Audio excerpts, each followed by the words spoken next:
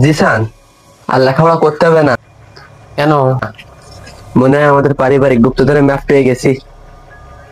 Map বলছে যেখানে রাজার মুকুট বিশ্রাম নেয় সেই উচ্চ স্থানে রহস্য মিশে যায়। এটার মানে কি বলতো? মুকুট সিলিং না তো? সিলিং খুললে কিন্তু আম্মু মারবে। আরে গাধা, এটা আমাদের বেডরুম। মুকুট মানে বালিশ, বালিশের তলায় দেখ।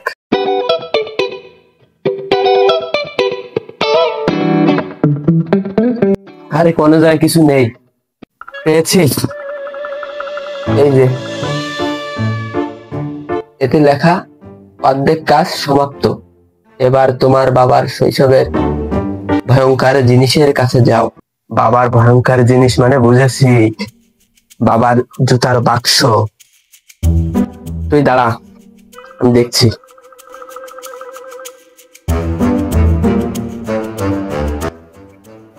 ইউরেকা!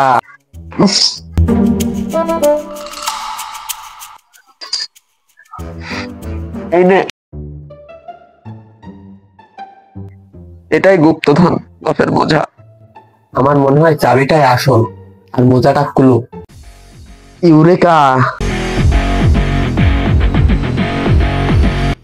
সবচেয়ে মূল্যবান ধন তোমার সামনেই। চাবি দিয়ে আলমারির প্রথম ড্রয়ারটি খোলো।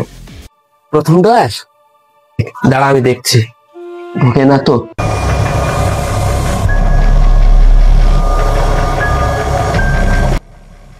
এটাই নাকি গুপ্তধন? দেখি এর ভিতরে কি।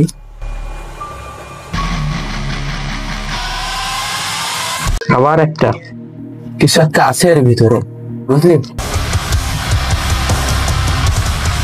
টিস্যু, মোজা, এত নোট, মানচিত্র, সব ব্যর্থ।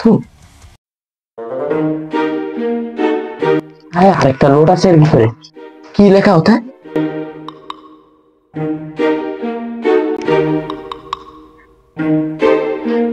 আমি জানি তোমরা হতাশ, কেঁদো না।